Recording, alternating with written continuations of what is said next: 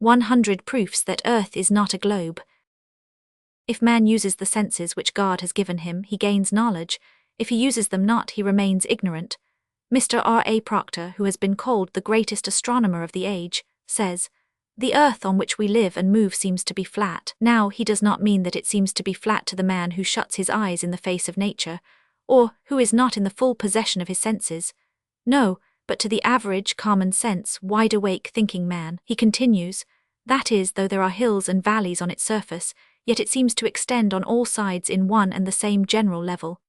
Again, he says, "There seems nothing to prevent us from travelling as far as we please in any direction towards the circle all round us, called the horizon, where the sky seems to meet the level of the earth." The level of the earth. Mr. Proctor knows right well what he is talking about, for the book from which we take his words, Lessons in Elementary Astronomy, was written, he tells us, to guard the beginner against the captious objections which have from time to time been urged against accepted astronomical theories. The things which are to be defended then are these accepted astronomical theories. It is not truth that is to be defended against the assaults of error. Oh no, simply theories, right or wrong, because they have been accepted. Accepted? Why, they have been accepted because it was not thought to be worthwhile to look at them. Sir John Herschel says, "We shall take for granted from the outset the Copernican system of the world." He did not care whether it was the right system or a wrong one, or he would not have done that. He would have looked into it. But forsooth, the theories are accepted, and of course the men who have accepted them are the men who will naturally defend them if they can. So Richard A. Proctor tries his hand, and we shall see how it fails him. His book was published without any date to it at all. But there is internal evidence which will fix that matter closely enough. We read of the carrying out of the experiments of the celebrated scientist, Alfred Wallace, to prove the convexity of the surface of standing water, which experiments were conducted in March 1870, for the purpose of winning £500 from John Hampden, Esquire, of Swindon, England, who had wagered that sum upon the conviction that the said surface is always a level one. Mr. Proctor says, "The experiment was lately tried in a very amusing way."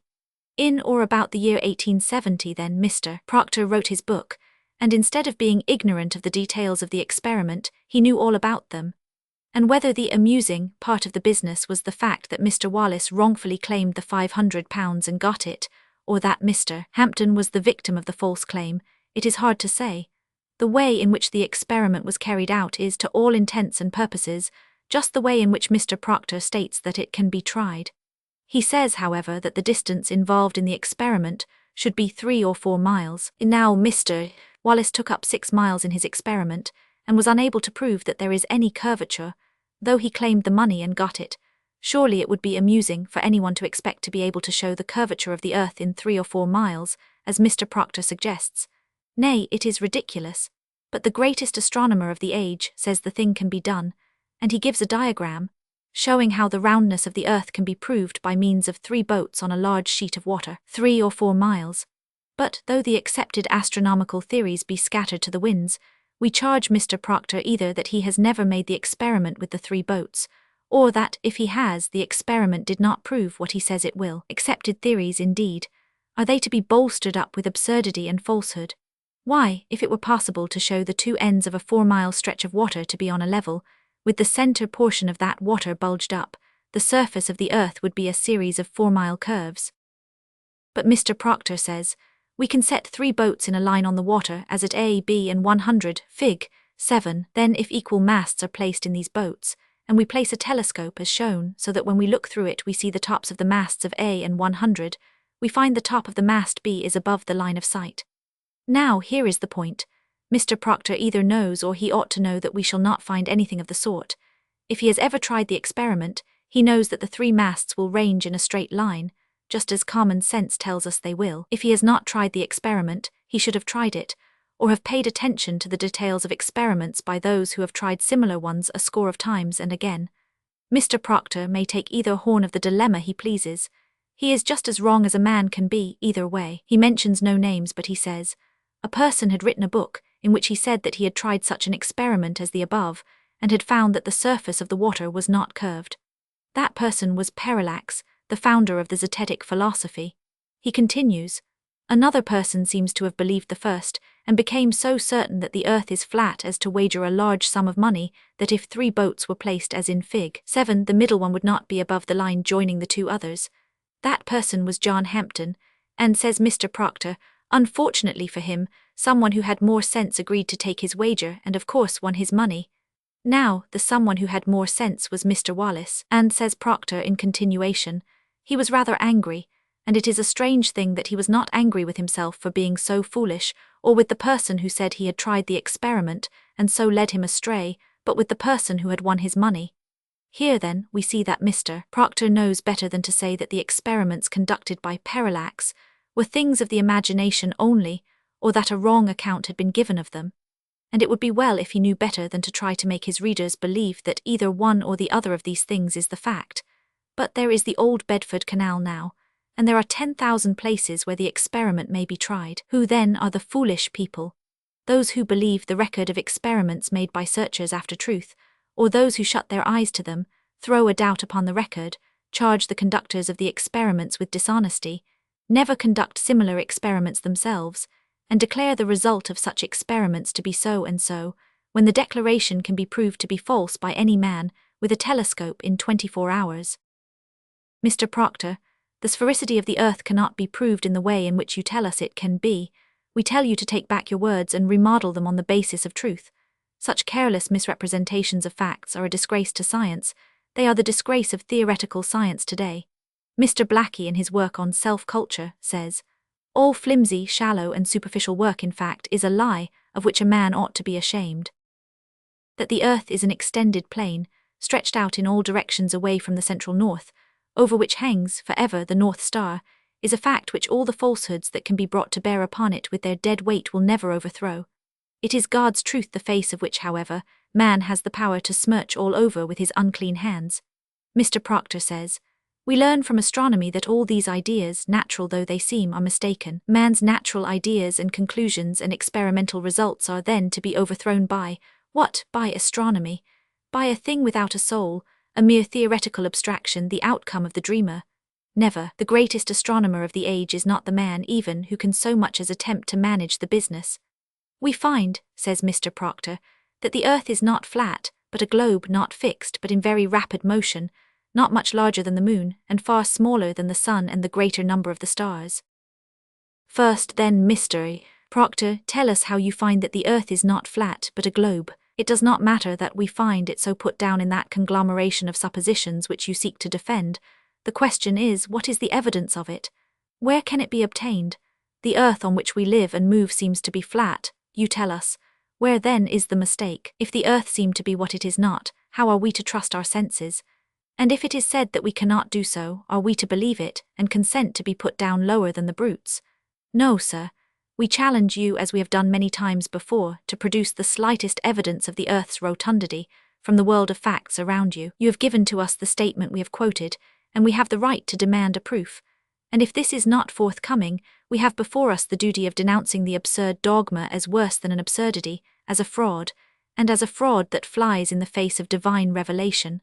Well then, Mr. Proctor, in demanding a proof of the earth's rotundity, or the frank admission of your errors, we are tempted to taunt you as we tell you that it is utterly out of your power to produce one, and we tell you that you do not dare even to lift up your finger to point us to the so-called proofs in the school books of the day, for you know the measure of absurdity of which they are composed, and how disgraceful it is to allow them to remain as false guides of the youthful mind. Mr. Proctor, we charge you that, whilst you teach the theory of the earth's rotundity and mobility, you know that it is a plane, and here is the ground of the charge. In page 7 in your book you give a diagram of the surface on which we live, and the supposed globe, the supposed hollow globe of the heavens, arched over the said surface. Now, Mr. Proctor, you picture the surface on which we live in exact accordance with your verbal description. And what is that description? We shall scarcely be believed when we say that we give it just as it stands, the level of the surface on which we live, and that there may be no mistake about the meaning of the word level. We remind you that your diagram proves that the level that you mean is the level of the mechanic, a plane surface, and not the level of the astronomer, which is a convex surface. In short, your description of the earth is exactly what you say it seems to be, and yet what you say it is not, the very aim of your book being to say so, and we call this the prostitution of the printing press. And it is all the evidence that is necessary to bring the charge home to you, since the words and the diagram are in page 7 of your own book. You know then that Earth is a plane, and so do we. Now for the evidence of this grand fact, that other people may know it as well as you, remembering from first to last that you have not dared to bring forward a single item from the mass of evidence which is to be found in the Zetetic philosophy, by parallax, a work the influence of which it was the avowed object of your own book to crush, except that of the 3 boats, an experiment which you have never tried, and the result of which has never been known by anyone who has tried it to be as you say it is. And what then? What then? No intelligent man will ask the question, and he who may be called an intellectual man will know that the demonstration of the fact that the Earth is not a globe is the grandest snapping of the chains of slavery that ever took place in the world of literature or science. The floodgates of human knowledge are opened afresh, and an impetus is given to investigation and discovery where all was stagnation, bewilderment and dreams. Is it nothing to know that infidelity cannot stand against the mighty rush of the living water of truth that must flow on and on until the world shall look up once more to him that stretched out the earth above the waters, to him that made great lights, the sun to rule by day, the moon and stars to rule by night? Is it nothing to know and to feel that the heavenly bodies were made for man, and that the monstrous dogma of an infinity of worlds is overthrown forever?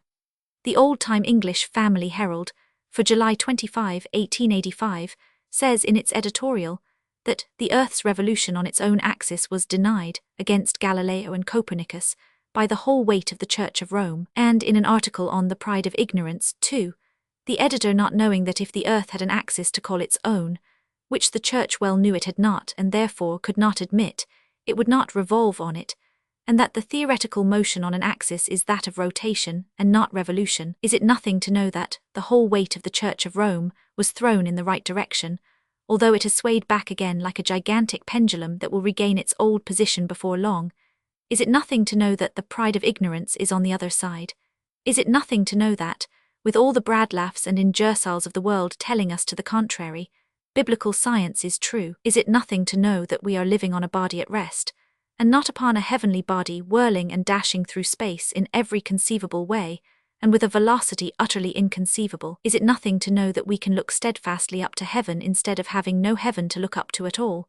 Is it nothing indeed to be in the broad daylight of truth, and to be able to go on towards a possible perfection, instead of being wrapped in the darkness of error on the rough ocean of life, and finding ourselves stranded at last, God alone knows where? Baltimore, Maryland, USA, August 1885. Appendix to the 2nd edition. The following letters remain unanswered at the time of going to press, December 7, 1885. 71 Chew Street, Baltimore, No. 1885. R.A. Proctor, Esquire, St. Jomo. Sir, I have sent you 2 copies of my 100 Proofs that the Earth is not a globe. And, as several weeks have since elapsed and I have not heard from you, I write to inform you that if you have any remarks to make concerning that publication, and will let me have them in the course of a week or 10 days, I will print them, if you say what you may wish to say in about 500 or 600 words, in the 2nd edition of the pamphlet which will very soon be called for.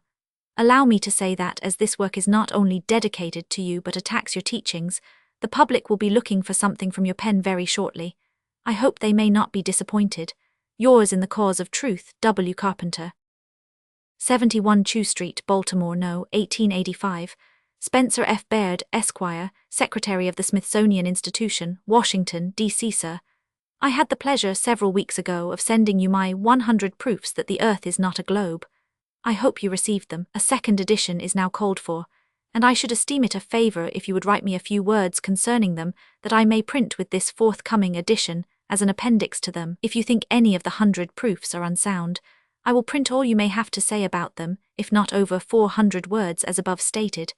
I have made Richard A. Proctor, Esquire, a similar offer, giving him, of course, a little more space. I feel sure that the very great importance of this matter will prompt you to give it your immediate attention. I have the honor to be, sir, yours sincerely, W.M. Carpenter. Copies of the 1st edition of this pamphlet have been sent to the leading newspapers of this country and of England, and to very many of the most renowned scientific men of the 2 countries, from the Astronomer Royal of England to Dr. Gilman of Johns Hopkins University, Baltimore. Several copies have been sent to graduates of different universities, on application, in consequence of the subjoined advertisement, which has appeared in several newspapers. Wanted, a scholar of ripe attainments to review Carpenter's 100 Proofs that the Earth is not a Globe. Liberal remuneration offered. Apply to W.M. Carpenter, 71 Chew Street, Baltimore. N.B. No one need apply who has not courage enough to append his name to the review for publication. We should be pleased to hear from some of the gentlemen in time for the insertion of their courageous attacks in the third edition. Opinions of the press. This can only be described as an extraordinary book. His arguments are certainly plausible and ingenious, and even the reader who does not agree with him will find a singular interest and fascination in analyzing the 100 proofs. The proofs are set forth in brief, forcible, compact, very clear paragraphs, the meaning of which can be comprehended at a glance. Daily News, September 24. Throughout the entire work there are discernible traces of a strong and reliant mind, and such reliance as can only have been acquired by unbiased observation, laborious investigation, and final conviction. And the masterly handling of so profound a theme displays evidence of grave and active researches. There is no groping wildly about in the vagueness of theoretical speculations, no empty hypotheses inflated with baseless assertions and false illustrations, but the practical and perspicuous conclusions of a mind emancipated from the prevailing influences of fashionable credence and popular prejudice, and subordinate only to those principles emanating from reason and common sense. H.D.T. Woodbury News, September 26, 1885. We do not profess to be able to overthrow any of his proofs, and we must admit, and our readers will be inclined to do the same, that it is certainly a strange thing that Mr. W.M. Carpenter or anyone else should be able to bring together 100 proofs of anything in the world if that thing is not right, while we keep on asking for one proof that is really a satisfactory one on the other side. If these 100 proofs are nonsense, we cannot prove them to be so, and some of our scientific men had better try their hands, and we think they will try their heads pretty badly into the bargain. The Woodbury News, Baltimore, September 19, 1885. This is a remarkable pamphlet. The author has the courage of his convictions and presents them with no little ingenuity, however musty they may appear to 19th-century readers. He takes for his text a statement of Prof. Proctor's that the earth on which we live and move seems to be flat, and proceeds with great alacrity to marshal his 100 arguments in proof that it not only seems but is flat, an extended plane, stretched out in all directions away from the central north. He enumerates all the reasons offered by scientists for a belief in the rotundity of the earth, and evidently to his own complete satisfaction refutes them. He argues that the heavenly bodies were made solely to light this world, that the belief in an infinity of worlds is a monstrous dogma, contrary to Bible teaching, and the great stronghold of the infidel, and that the Church of Rome was right when it threw the whole weight of its influence against Galileo and Copernicus when they taught the revolution of the earth on its axis. Michigan Christian Herald, October 15, 1885. So many proofs, every Saturday, September 26, 1885. A highly instructive and very entertaining work. The book is well worth reading. Protector, Baltimore, October 3, 1885. The book will be sought after and read with peculiar interest. Baltimore Labor Free Press, October 17, 1885. Some of them are of sufficient force to demand an answer from the advocates of the popular theory. Baltimore Episcopal Methodist, October 28, 1885. Showing considerable smartness both in conception and argument. Western Christian Advocate, Cincinnati, October 21, 1885. Forcible and striking in the extreme, Brooklyn Market Journal. Baltimore, Maryland, USA, December 7, 1885. Appendix to third edition. Copy of letter from Richard A. Proctor, Esq. 5 Montague Street, Russell Square, London, W.C., 12 December, 1885. W. Carpenter, Esquire, Baltimore. Dear Sir, I am obliged to you for the copy of your 100 Proofs that the Earth is not a Globe, and for the evident kindness of your intention in dedicating the work to me. The only further remark it occurs to me to offer is that I call myself rather a student of astronomy than an astronomer. Yours faithfully, Richard A. Proctor. P.S. Perhaps the pamphlet might more precisely be called 100 Difficulties for Young Students of Astronomy. Appendix to fourth edition. Copy of letter from Spencer F. Baird, Esq. Smithsonian Institution, Washington, D.C., January 6, 1886. Dear Sir, a copy of your 100 Proofs that the Earth is not a Globe was duly received, and was deposited in Library of Congress October 8, 1884. A pressure of much more important work has prevented any attempt at reviewing these 100 proofs, which however have doubtless been thoroughly investigated by the inquisitive astronomers and geodesists of the last 4 centuries. Yours very respectfully, Spencer F. Baird, Secretary S.I. Mr. William Carpenter, 71 Chew Street, Baltimore, M.D. Copy of a letter from one of the several applicants for the 100 proofs for the purpose of reviewing them. The writer is Professor of Mathematics at the High School, Auburn, NY, and in his application for the pamphlet says, "Am a Yale graduate and a Yale Law School man, took the John A. Porter Prize Literary, $250 at Yale College. Auburn, death 1885. My dear sir, your treatise was received. I have looked it over and noted it somewhat.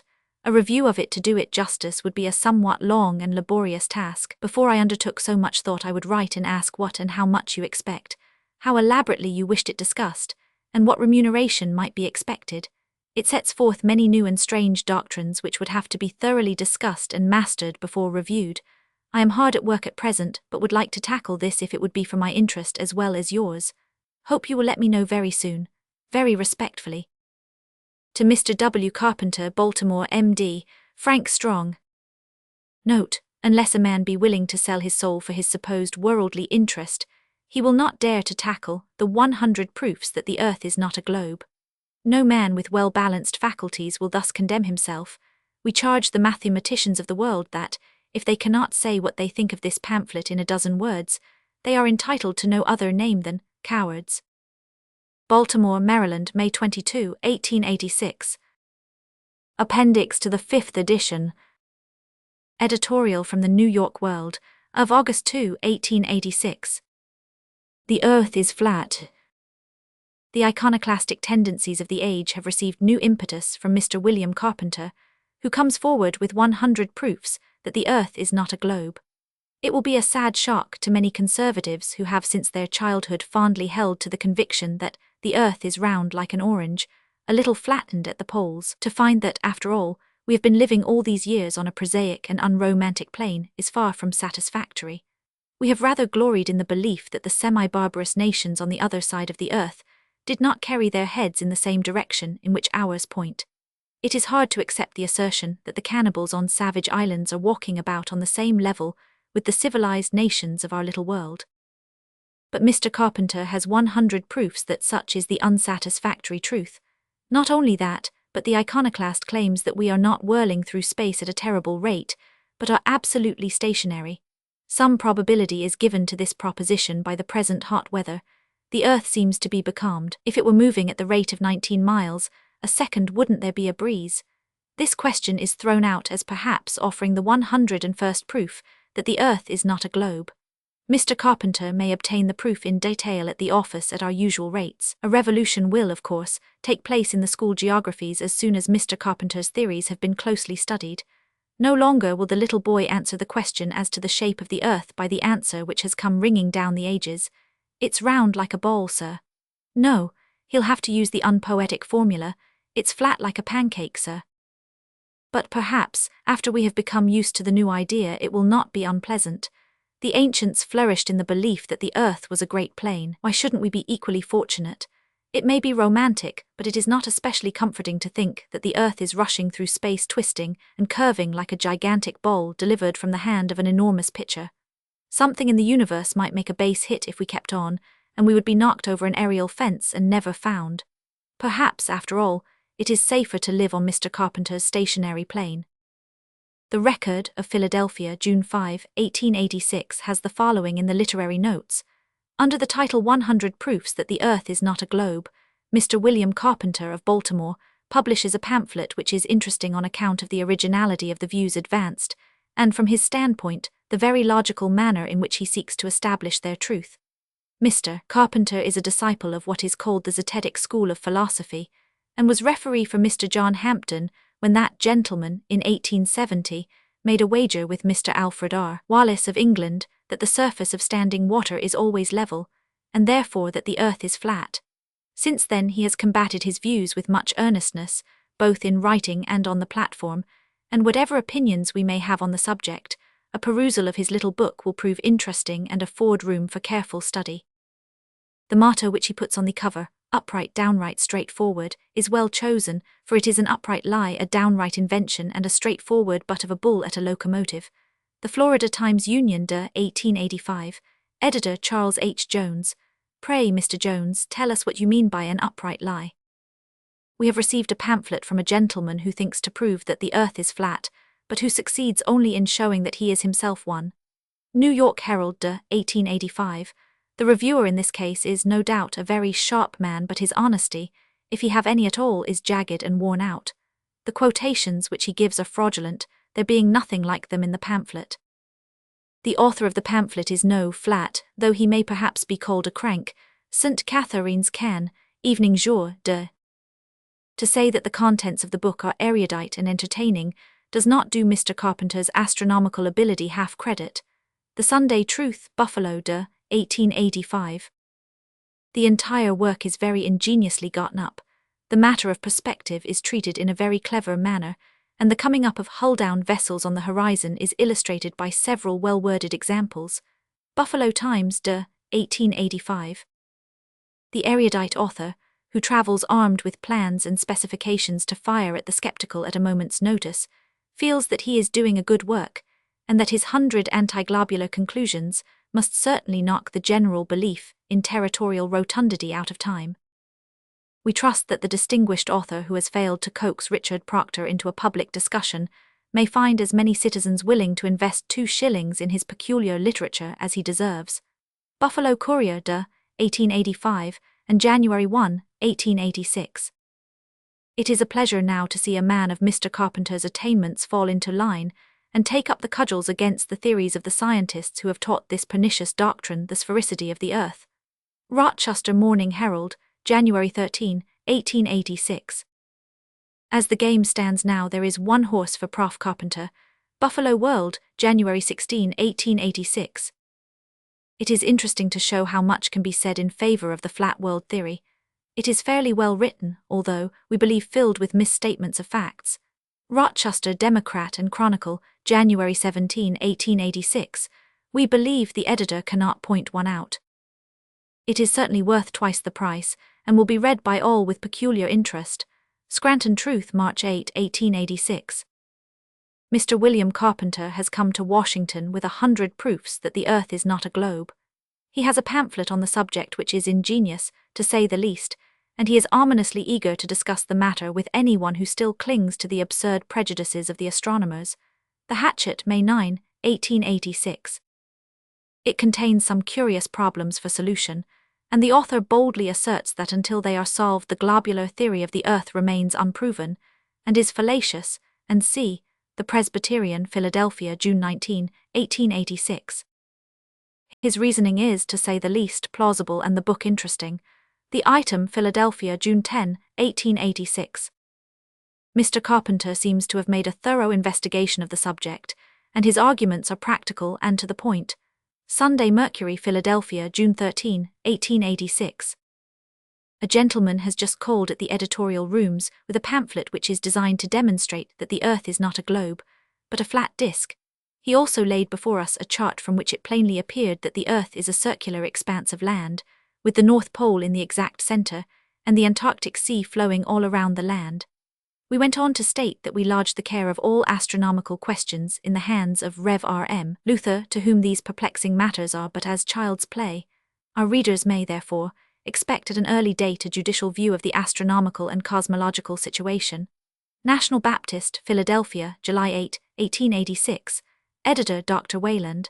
We hope that the Rev. R.M. Luther will give us the means of publishing his decision before many more editions of the 100 Proofs be issued. We are afraid that he finds the business much more than child's play. 100 Proofs that the Earth is not a Globe, by William Carpenter, is published by the author, whose novel and rather startling position is certainly fortified by a number of argumentative points, which, if they do not shake the reader's preconceived notions on the subject, will at least be found entertaining for the style in which they are put. Evening Star, Philadelphia, July 22, 1886. His proofs go a long way towards convincing many that his ideas on the subject are practical and sensible.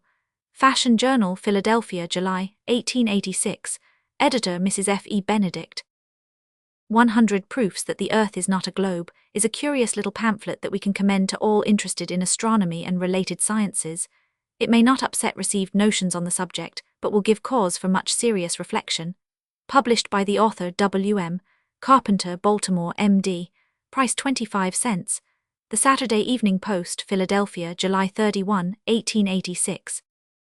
Here now is an able thinker of Baltimore, Professor William Carpenter, who presents the claims of the zetetic philosophy to be considered the leading issue of our times. One of the great proofs of the truth of the philosophy is that the regular astronomers do not dare to gainsay it. They are well aware there is no South Pole. Prof. Carpenter, in a treatise that has reached us, furnishes 100 proofs that the Earth is flat, and while we cannot say that we understand all of them, we appreciate the earnestness of his appeals to the moral people of the community to rise up and overthrow the miserable system of error that is being forced upon our children in the public schools, vitiating the very foundations of knowledge. What issue can be more noble or inspiring than truth versus error? Here is an issue on which there can be no trifling or compromise. In the great contest between those who hold the earth is flat and they who contend that it is round, let the flats assert themselves. Milwaukee Sentinel, August 1886, from a long article, The Great Zetetic Issue. Letters to Professor Gilman of the Johns Hopkins University. 71 Chew Street, Baltimore, September 10, 1886. Prof. Gilman, Johns Hopkins University, Sir. On the 21st ultimo I wrote to ask you if you received the pamphlet, which I left for you at the university 12 months ago, entitled 100 Proofs that the Earth is not a Globe, and, if so, that you would kindly give me your opinion concerning it. I write now to ask you if you received my letter. I am quite sure that you will consider that the importance of the subject fully warrants the endeavor on my part to gain the views which may be entertained by you respecting it. The 5th edition will soon be called for, and anything you may urge, for or against, I shall be happy to insert in the appendix. I send herewith a copy of the 4th edition of the pamphlet. Yours sincerely, William Carpenter. 71 Chew Street, Baltimore, October 7, 1886. Professor Gilman, dear Sir, I am now preparing the appendix for the 5th edition of my 100 Proofs that the Earth is not a Globe, and I should be glad to receive your opinion of this work to insert in the said appendix. I can offer you from a few lines to a page, or two if necessary. Of course, if this work as a whole be a fraud, it must be fraudulent in all its parts, and each one of the 100 proofs must contain a fallacy of some kind or other, and the thing would justify your disapprobation, expressed in few words or many. If, on the other hand, the work is what it professes to be, it will certainly claim your approval. Yours sincerely, W. Carpenter. 71 Chew Street, Baltimore, October 14, 1886. Prof. Gilman, dear Sir, a week ago I wrote you a letter to tell you that I should be glad to receive your opinion of the 100 proofs that the Earth is not a globe, of which work 5,000 copies are now in circulation. I wrote this work, 26 pages in 1 week, without neglecting my daily business. Surely, you can reply to it in a week from this time. I will give you from 1 to 4 pages, if you wish that amount of space, and send you 50 copies, if you desire to have them, without putting you to the slightest expense. I will even take any suggestion you please to make as to the title, which shall be given to this extra edition of my work, containing your reply or opinions. I should be sorry to be under the necessity of printing this letter, with others in my next edition, in the place of any such reply or expression of opinion, for I feel sure there is no one in Baltimore who is more capable of giving an opinion on this great subject. Trusting to hear from you in a few days, I am, dear Sir, yours truly, William Carpenter. 71 Chew Street, Baltimore, October 22, 1886. Prof. Gilman, Sir, this is the 5th letter, and the last to you, asking you for an expression of your opinion concerning the 100 proofs that the Earth is not a globe. Which would you prefer, to see my words or yours in print? I give you a week in which to decide. Truly, William Carpenter. The Johns Hopkins University of Baltimore. We are indebted to Scribner's Monthly for the following remarks concerning this institution. By the will of Johns Hopkins, a merchant of Baltimore, the sum of $7 million was devoted to the endowment of a university and a hospital, $3,500,000 being devoted to each. This is the largest single endowment ever made to an institution of learning in this country. To the bequest, no burdensome conditions were attached. The physiological laboratory of the Johns Hopkins has no peer in this country, and the other laboratories few equals and no superiors. In the first annual report of the university, 1876, we read, early in the month of February 1874, the trustees of the university having been apprised by the executors of Johns Hopkins of the endowment provided by his will, took proper steps for organization and entering upon the practical duties of the trust, and addressed themselves to the selection of a president of the university. With this view, the trustees sought the counsel and advice of the heads of several of the leading seats of learning in the country, and upon unanimous recommendation and endorsement from these sources, the choice fell upon Mr. Daniel C. Gilman, who, at the time, occupied the position of president of the University of California. Mr. Gilman is a graduate of Yale College, and for several years before his call to California was a professor in that institution, taking an active part in the organization and development of the Sheffield Scientific School of Yale College, at New Haven. Upon receiving an invitation to Baltimore, he resigned the office which he had held in California since 1872, and entered upon the service of the Johns Hopkins University, May 1, 1875. Galloway Cheston. In the hunt for truth we are not first hunters and then men, we are first and always men then hunters. D. C. Gilman, October 1883. The 100 proofs that the earth is not a globe have been running around within the observation of the master huntsman and his men for a year or more. Now let the hunters prove themselves to be men, and the men hunters. It is impossible to be successful hunters for truth if error be allowed to go scot-free. Nay, it is utterly impossible for the Johns Hopkins University to answer the purpose of its founder if its hunters for truth do not first hunt error with their hounds and hold it up to ridicule, and then and always keep a watchful eye for the truth lest they should injure it by their hot haste or wound it with their weapons. Prof. Daniel C. Gilman, we charge you that the duties of your office render it imperative that, sooner or later, you lead your men into the field against the 100 proofs, to show the world that they are hunters worthy of the name. If in your superior judgment you decide that there is error to be slain, or show that your hunters are worthy of the better name of men, by inducing them to follow and sustain you, out of the beaten track, in your endeavors to uphold God's truth, if in your superior judgment you tell them, there is a truth to be upheld. End of the appendix to the 5th edition, No. 1886. Professor Proctor's proofs. A proof, cries student Brown, says Proctor. Very well.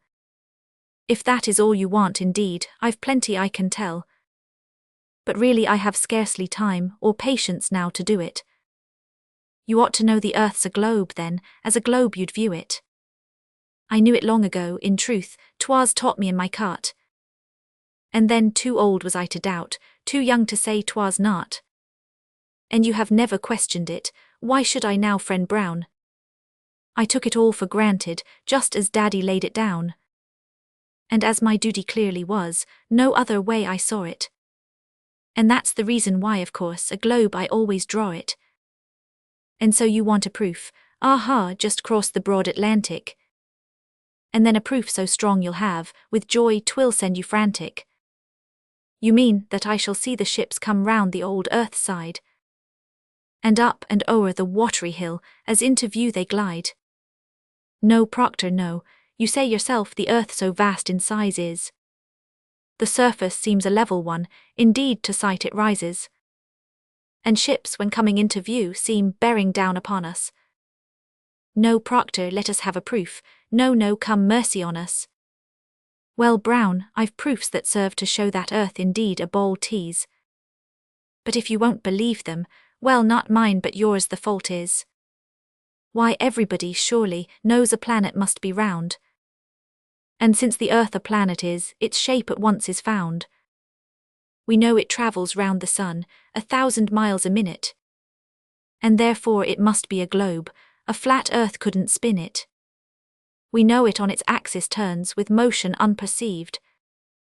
And therefore surely plain it is, its shape must be believed. We know its weight put down in tons exactly as we weighed it. And therefore, what could clearer be if we ourselves had made it? We know its age can figures lie, its size, its weight, its motion. And then to say, "'Tis all my eye," shows madness in the notion. Besides the other worlds and suns, some cooling down, some hot.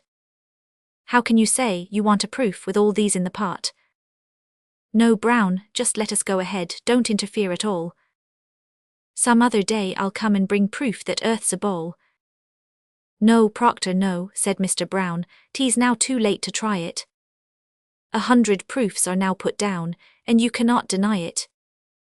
That Earth is not a globe at all, and does not move through space. And your philosophy I call a shame and a disgrace. We have to interfere, and do the best that we are able, to crush your theories and to lay the facts upon the table. God's truth is what the people need, and men will strive to preach it. And all your efforts are in vain, though you should dare impeach it. You've given half your theory up, the people have to know it. You smile, but then your book's enough, for that will plainly show it. One half your theory's gone, and soon the other half goes too. So better turn about at once and show what you can do. Own up, as people have to do when they have been deceived, and help the searcher after truth of doubt to be relieved. The only amaranthine flower is virtue, don't forget it. The only lasting treasure truth, and never strive to let it. Odds and ends. We do not possess a single evident proof in favor of the rotation of the Earth around its axis, Dr. Schupfer. To prove the impossibility of the revolution of the Earth around the Sun will present no difficulty. We can bring self-evident proof to the contrary. Dr. Schupfer. To reform and not to chastise, I am afraid, is impossible. To attack views in the abstract without touching persons may be safe fighting indeed, but it is fighting with shadows. Pope. Both revelation and science agree as to the shape of the Earth. The psalmist calls it the round world, even when it was universally supposed to be a flat extended plane. Rev. Dr. Brewer. If the Earth were a perfect sphere of equal density throughout, the waters of the ocean would be absolutely level, that is to say, would have a spherical surface everywhere equidistant from the Earth's center. English Family Herald, February 14, 1885. The more I consider them, the more I doubt of all systems of astronomy. I doubt whether we can with certainty know either the distance or magnitude of any star in the firmament, else why do astronomers so immensely differ, even with regard to the distance of the Sun from the Earth, some affirming it to be only 3 and others 90 millions of miles. Rev. John Wesley, in his journal. I don't know that I ever hinted heretofore that the aeronaut may well be the most skeptical man about the rotundity of the Earth. Philosophy imposes the truth upon us, but the view of the Earth from the elevation of a balloon is that of an immense terrestrial basin, the deeper part of which is that directly under one's feet. As we ascend, the Earth beneath us seems to recede, actually to sink away, while the horizon gradually and gracefully lifts a diversified slope, stretching away farther and farther to a line that, at the highest elevation, seems to close with the sky. Thus, upon a clear day, the aeronaut feels as if suspended at about an equal distance between the vast blue oceanic concave above and the equally expanded terrestrial basin below. Mr. Eliot, Baltimore. In the Scientific American, for APRA 1878, is a full report of a lecture delivered at Berlin by Dr. Schupfer headed Our Earth Motionless, which concludes thus. The poet Goethe, whose prophetic views remained during his life wholly unnoticed, said the following: "In whatever way or manner may have occurred this business, I must still say that I curse this modern theory of cosmogony, and hope that perchance there may appear in due time some young scientist of genius who will pick up courage enough to upset this universally disseminated delirium of lunatics. The most terrible thing in all this is that one is obliged to repeatedly hear the assurance that all the physicists adhere to the same opinion on this question, but one who is acquainted with men knows how it is done. Good, intellectual and courageous heads adorn their mind with such an idea for the sake of its probability. They gather followers and pupils, and thus form a literary power. Their idea is finally worked out, exaggerated, and with a passionate impulse is forced upon society.